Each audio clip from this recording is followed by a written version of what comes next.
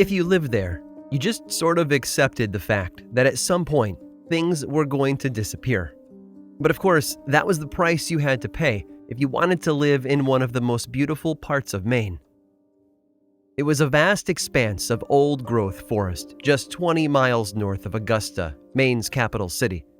Those miles and miles of deep green treetops are only broken by the occasional lake, Great Pond, East Pond, the Narrows, and for as long as anyone could remember, if you had a cabin in that area, you'd be wise to lock it up, because things had a way of going missing. Then, on April 4th of 2013, a police officer responded to a silent alarm in a cabin at Pine Tree Summer Camp. Minutes later, he arrived and caught the thief. His name was Christopher Thomas Knight. He'd lived there in the forest for nearly 30 years, subsisting entirely off nature and stolen supplies, and he'd been perfectly happy doing so. Until his arrest, though, he was just one of hundreds of people who step into America's forests each year and just vanish. After he went missing, everyone just assumed Knight was dead, because when you slip away like that, into the dark embrace of the wild and wooded backcountry, your chances are pretty slim. We humans have tamed much of the world with our roads and maps. There are still a lot of unknown places out there, and the unknown always has a way of inspiring fear. Add in the chance of disappearing and never coming back, and the woods can be downright terrifying. Some locations, though, seem to attract a disproportionate amount of mystery. They act like magnets for tragedy, or a dark beacon designed to lure people to their doom. And one of the most mysterious places of all is right here in the wilds of New England. So let's take a walk. Let's wander along the trail and explore the shadows within the trees. But watch your step. You never know what's waiting for you just beyond the edges of the path. I'm Aaron Mahnke, and this is Lore.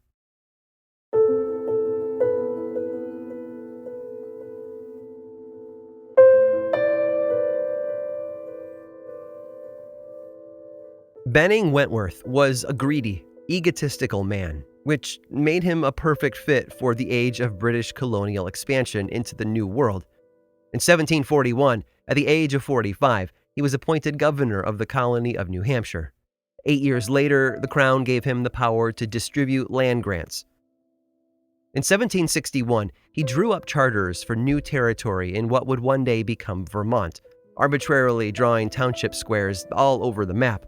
One of those random boundaries was drawn around a mountain in the southwestern corner of the state, just northeast of Bennington, a town, of course, named by Bennington Wentworth after himself. And this mountain and the township around it borrowed a magical name from England, Glastonbury. This mountain is an interesting piece of folklore jutting up from the landscape.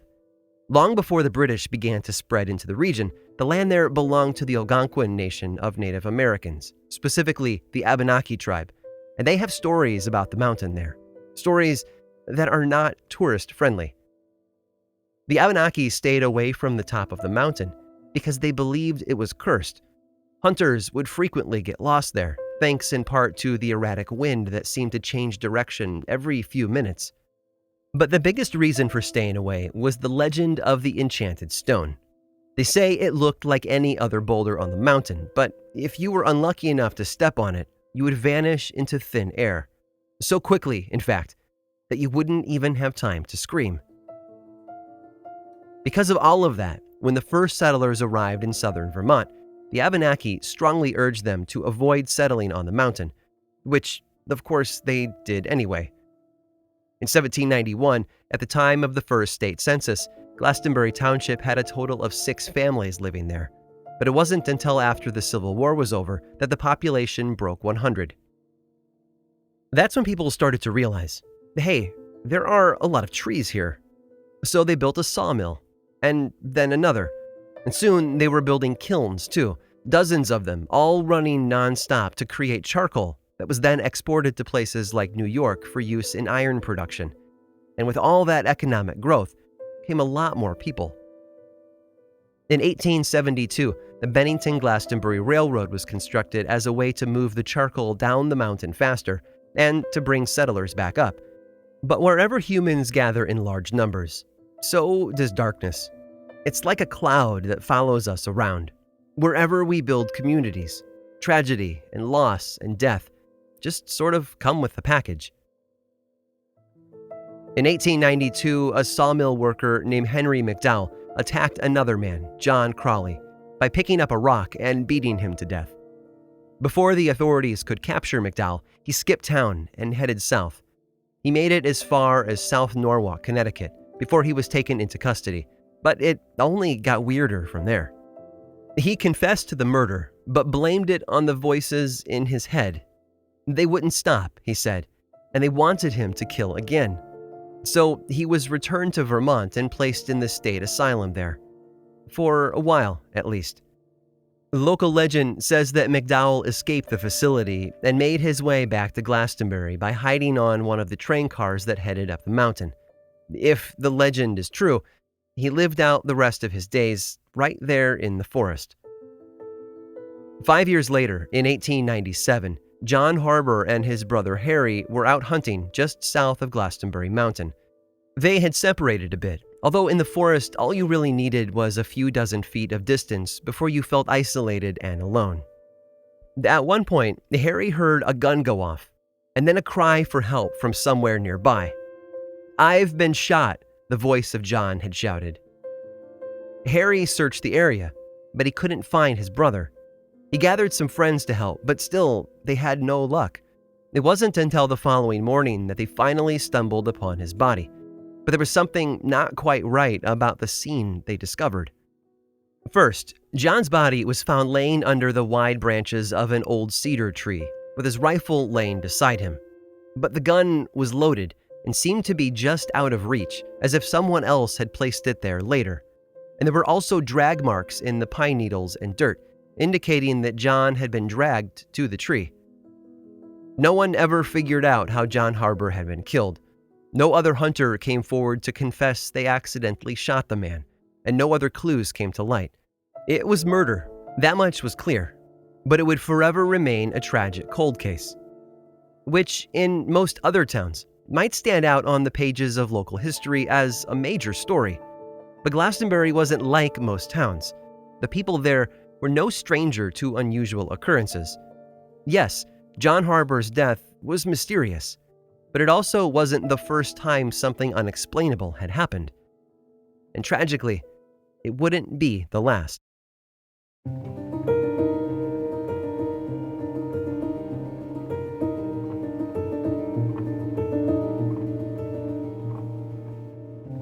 There's a story about something that happened near Glastonbury way back in the middle of the 19th century, a few decades before the murders of John Crawley and John Harbour. If it's true, though, it paints a frightening backdrop for a lot of the events that followed through the years. Before the train route was constructed between Bennington and Glastonbury, people who didn't want to hike all the way up the mountain were transported by stagecoach. This particular trip departed Bennington late in the evening, and by the time they were halfway to their destination, the skies had opened up and a torrential downpour had begun to fall. Which wasn't a great place to be. Glastonbury Mountain is steep, rising an average of 250 feet every mile. But the stagecoach would have been making that journey on a wide dirt path. Dirt, mind you, that would have quickly transformed into mud as the rain continued to fall. At first, the driver slowed down, but then he was forced to pull over and stop. Despite the rain, he picked up his glass-covered lantern and climbed down from his seat. Then, careful not to slip, he began to inspect the wheels and the depth of the mud they were buried in. And that's when he noticed something odd. There were footprints in the mud around the coach.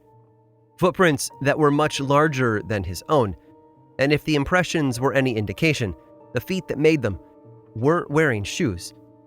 So, like any expendable extra in a horror flick, he turned and followed them, only to discover that they vanished into the forest.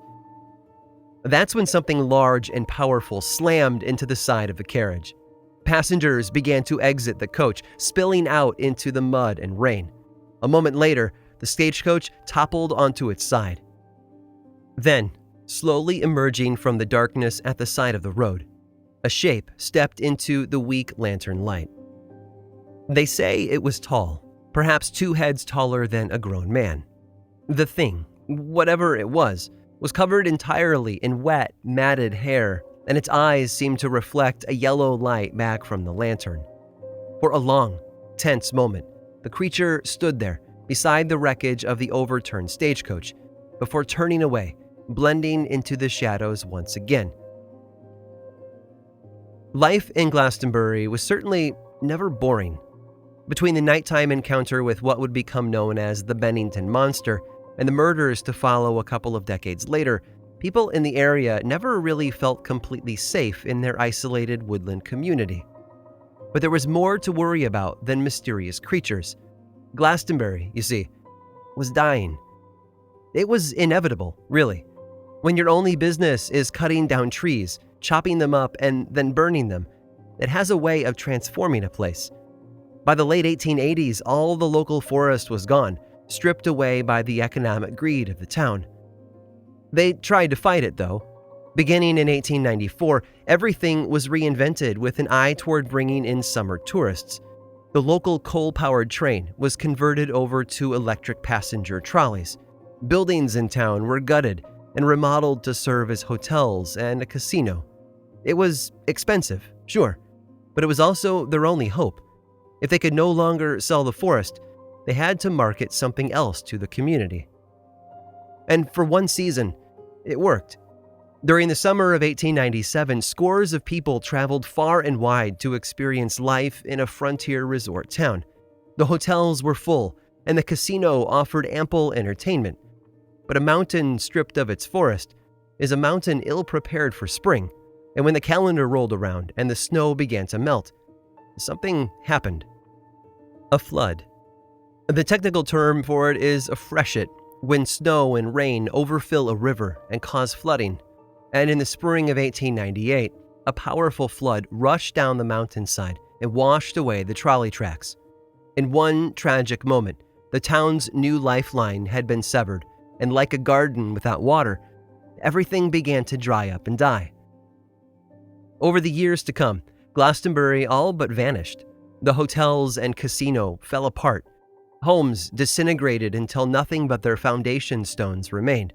By the 1930s, the entire population of Glastonbury consisted of just 3 people: Ira Madison, his wife, and his mother.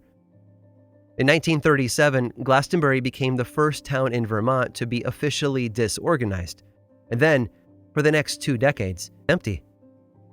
Well, not entirely. You see, the trees eventually returned, and with them came that siren's call that lures people into the woods. Except, these were probably not the best woods to wander around in. The Abenaki tribesmen had been pretty clear about that, after all. Despite all of that, people returned to Glastonbury Mountain. But when they did, they discovered a very difficult truth. It seemed that the darkness that inhabited the mountain had never really left.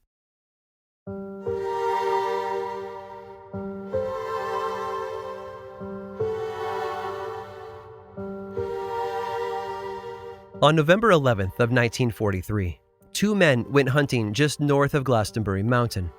There was a chill in the air that morning as Carl Herrick and his cousin Henry set up their camp, and then the men grabbed their rifles and headed out into the woods. It was deer season, and they wanted to make the most of their time. During the hunt, the men split up. It was a common thing to do, even though it left each of them alone in a forest full of dangers. By afternoon, Henry had given up and wandered back to camp, but Carl wasn't there yet, so he waited. When daylight had faded into that gray, hazy twilight between day and night, Henry finally decided something was wrong. So he hiked his way back out of the trees and ran to the police. After gathering some help together, everyone returned to the woods near the campsite to begin their search for Carl. It took them 3 days. 3 days of slowly walking through the trees. 3 days in the snow and cold. 3 days of worry. But in the end, they found him. Carl's body was laying flat on the ground, and his rifle was nearly 100 feet away, just leaning against a tree. Interestingly, the ground around his body was covered in enormous footprints. The hunters who found him weren't sure what sort of animal had made them, but they guessed it had been a bear, which was odd, because Carl Herrick hadn't been mauled or injured in any way consistent with a bear attack. He'd been squeezed to death. Sadly, Carl wouldn't be the last to experience the dangerous nature of the woods around Glastonbury Mountain. Just 2 years later, in 1945, a 74-year-old hunting guide named Mitty Rivers was leading a group of visiting hunters through the trees when he slipped out of view ahead of them. One of the others hurried to catch up to Rivers, but he wasn't there. After searching for over a month, locals gave up hope. No one ever saw Mitty Rivers again. Paula Weldon was the next to go. A year after Rivers vanished into the unknown, Paula left her college dorm in Bennington to go for a hike. At 3 p.m. on December 1st, she pulled on her bright red jacket and hiking shoes and set off on the well-known Long Trail, where many people remembered seeing her. But she never returned. One elderly couple that saw her that day claimed that she had been about 100 yards ahead of them, but they lost sight of her when she rounded a bend where two trails intersected. When they reached the same crossing, they were surprised to no longer see her. She'd simply vanished. There was a massive search effort. There was a large cash reward. They had helicopters and dogs and over 1,000 people. Everything that could have been done was done to find her. And with that bright red jacket on, you'd think she'd be easy to spot.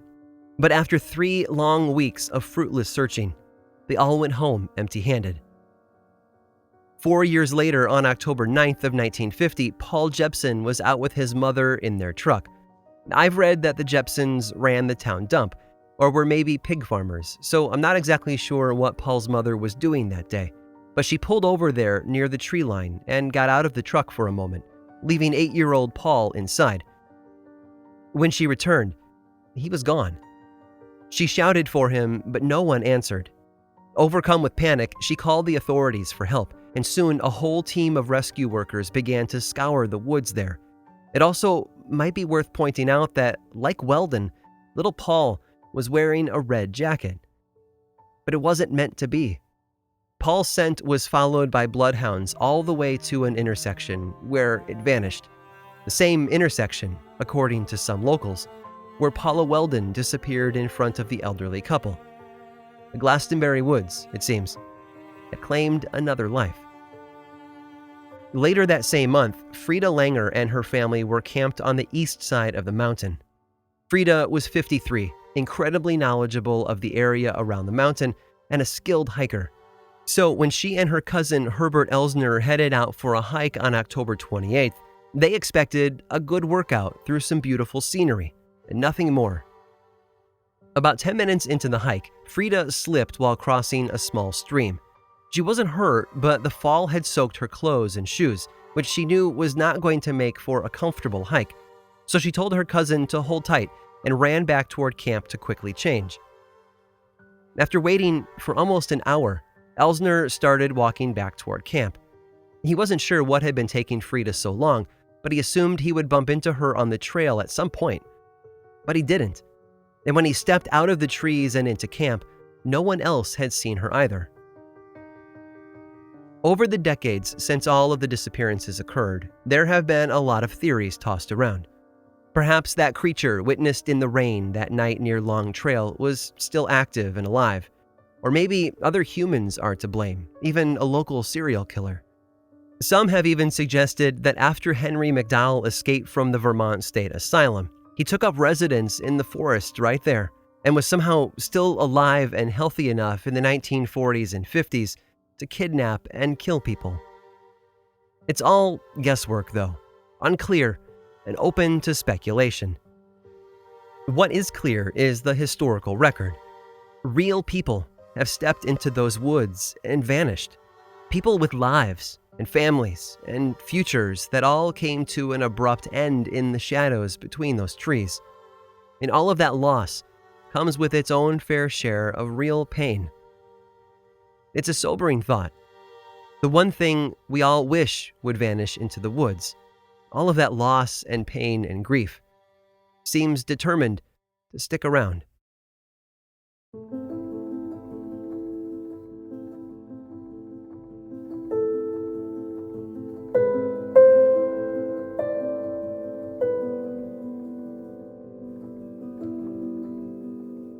The woods have always been a dangerous place. We can hurt ourselves there. We can get hurt by other things. It's wilderness, after all, so it's about as far from safety as we can get. But when you take all of the stories into account, it feels like there's something more than dangerous about Glastonbury Mountain. Some people believe that wearing the color red is a surefire way to guarantee your disappearance, as noted in some of the cases. But I can't find any evidence that Frida had been wearing a red coat the day she disappeared. The same for Mitty Rivers. Sometimes coincidence is nothing more than that. Random details that appear to line up in a neat row when maybe they really don't. Our brains like to connect the dots, though. We look for patterns, like red coats or geographic epicenters. Patterns are like tire tracks in a dirt road because they're easy to slip into and hard to avoid. They feel significant, even though they often aren't. Rationally, all of these disappearances could be viewed as nothing more than pure coincidence. These are dense woods, after all, and hikers go missing all over the world every single day for a variety of simple reasons. They lose their way, they get hurt, or they encounter a wild animal. Whenever that happens, their chance of survival drops below 100%. The truth is a bitter pill. Sometimes people just don't come home. Still, we whisper stories. Local Vermont folklorist Joseph Citro was the first to call the area the Bennington Triangle, drawing comparisons to the more famous triangle off the coast of Bermuda. But rather than ships and fighter jets, the Bennington Triangle just seems to be interested in people. And the name has stuck, probably because it feels like such a good fit. Some people think it's all because the mountain is cursed. Those enchanted stones, the ones the Abenaki claimed would swallow people whole, are like supernatural fly traps, and the hunters and hikers who encounter them can never return. Interestingly, a number of small cairns, stone mounds or towers used to mark special locations, have been found on the mountain. The local Native Americans won't take credit for them, and they're too high up to have been built by the loggers and farmers who once inhabited the town below. No one knows where they came from. It's just mysterious enough to make you wonder, isn't it? That wonder has a way of inspiring us. The legendary horror writer Shirley Jackson connected so deeply with the story of Paula Weldon that she included elements of the disappearance in her 1951 novel, Hangsaman, and then again in 1957 in a short story called The Missing Girl. To Jackson, there was a disturbing beauty in a life that was alive and thriving one moment and completely gone the next. Others, though, are drawn to the story of Frida Langer, and for good reason. But the thing that makes her disappearance so different from the others isn't some small detail in what happened, or how, or where. It's the conclusion of it all. You see, long after the search and rescue teams had given up and gone home, after autumn and winter, and well into spring, someone finally found Frida Langer.